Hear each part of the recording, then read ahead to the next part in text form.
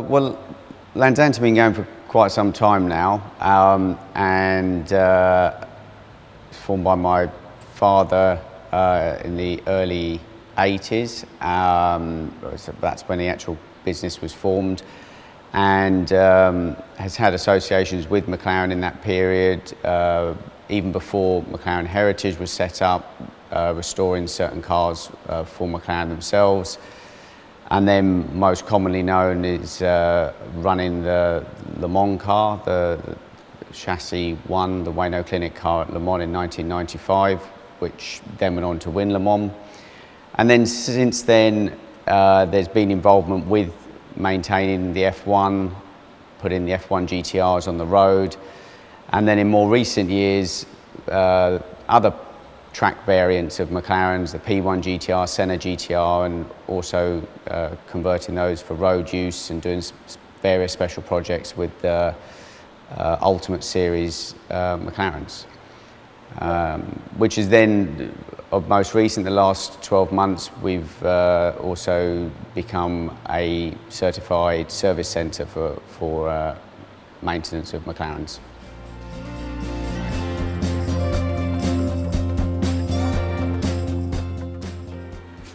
That's a tough one. I mean, obviously older cars have become a classic through nature almost, rather than being engineered as a classic. And this can be even basic cars, not necessarily they become collectors' cars, even though they may be mainstream cars, you know, such things as a Fiat 500 or a 2CV. Where there were many hundreds of thousands made, or in the Beatles' case, millions, and then because they're so commonplace, they end up becoming disposable and then consequently become a classic.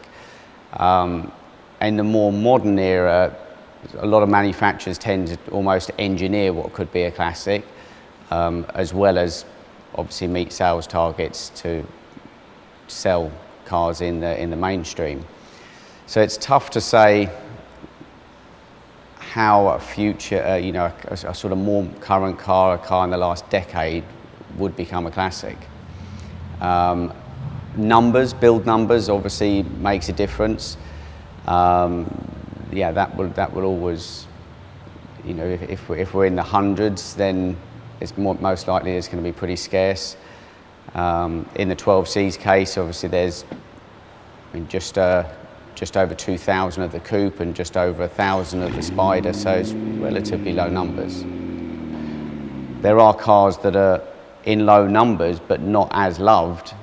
It's interesting, I sit here with a long tail McLaren F1 GTR, and there's less of these than the short tail F1 GTR, but the value of a short tail GTR is more. So the numbers thing can be relevant, but not always.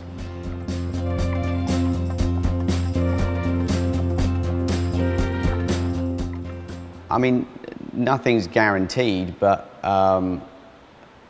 again, I think it's an interesting phase because it's just over a decade old, and it'd be interesting to see how we look upon it maybe in another 5 years. And I suppose also where the company stands in that period of time. Obviously, when the 12C came out, it was at a time with Lewis Hamilton and Jenson Button driving at McLaren. It was a time when they were hugely competitive, and there was a lot of interest, obviously, in McLaren then. Obviously, when the F1 came out, it was on the back of winning multiple world championships with Senna and Prost. So I suppose a lot of it will also depend on where McLaren stands as a brand in the future too. But in history, it's always been ultimately a very successful brand in motorsport. And obviously when they came out with the 12C, it wasn't a common known brand across the world. It was in the UK and it was in Europe, but certainly in America there was a little bit more education to do for people on where McLaren have come from and what they stand for.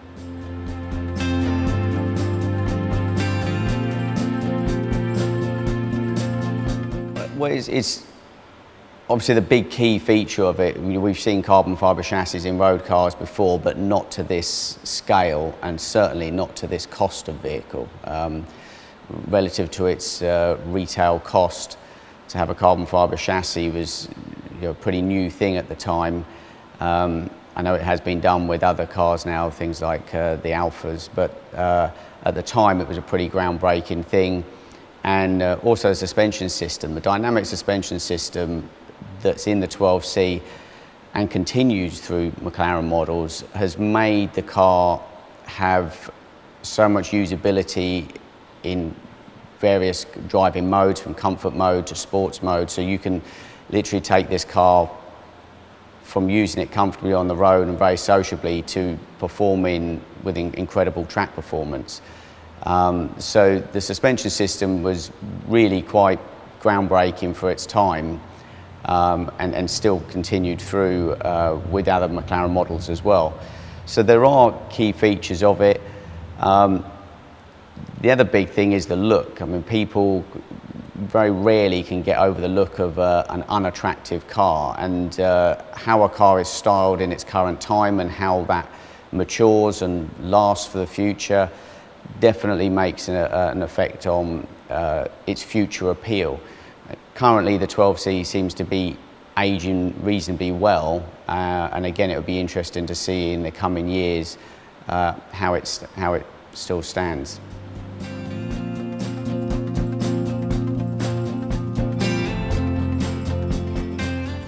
It's difficult because it's now become a mainstream manufacturer, and I think even when you look at brands such as Porsche and Ferrari, both over 70 years old, both with far more heritage than McLaren, even all of their cars are certainly not guaranteed that sort of status. So it would depend on where McLaren move forward in the future. If the brand builds an SUV or something like that, clearly not every model is going to be a classic moving forward.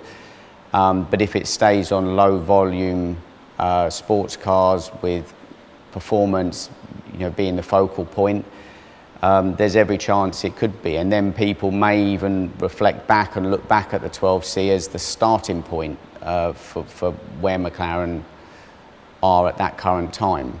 I think obviously everyone always looks at the F1 being the first road car that McLaren, well, the M6 GT, but that was a very low volume, but the F1 is certainly what everyone looks at as the first road car. But the 12C has certainly been the start of McLaren being a mainstream car manufacturer.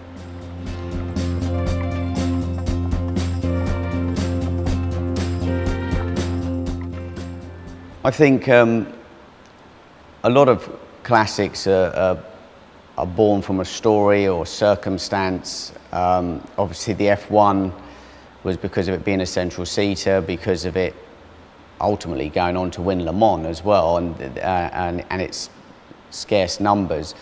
But if we look forward on where we're at with current McLarens, the P1 came out in a period not just in itself, but obviously it was part of a trilogy of cars with the 918 and the LaFerrari, where there was very much this sort of arms race between these huge manufacturers of who could build the ultimate hypercar at the time. And with the use of hybrid power, huge horsepower figures coming from all three variants.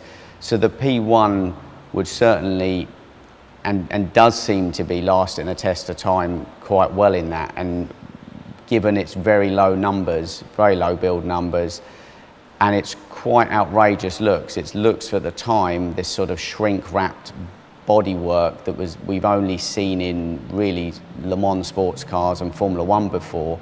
To see that in a road car was really quite groundbreaking. So P1 certainly seems to be heading in that way.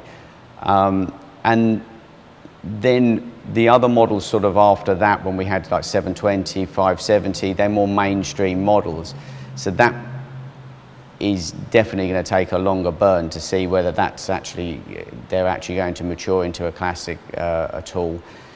And then, you know, quite a controversial car in its looks is the Senna, in that it's actually got, you know, a name that's one of the most important names in motoring history, but its looks are quite different. And now that doesn't necessarily mean it's a bad thing. It's not everybody's taste, but it's certainly been designed around performance, designed around aerodynamics and purpose. And that in the future may have an appreciation. But again, at the moment, it's sort of in a period of, it's, you know, 3-4 years old, very early to sort of say with a car like that. And then we move on to the more current stuff, Speedtail, only 106, central seat, 3-seater.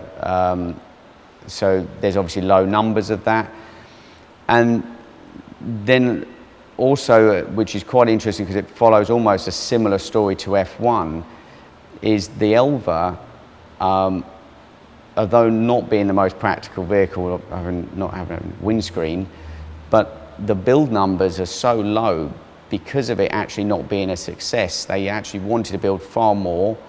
The build numbers became far fewer, and we may in the future look back on that and say, actually, that, you know, with such limited supply, that may be a classic too. I mean, the F1 was supposed to have 300 built and only ended up with 64.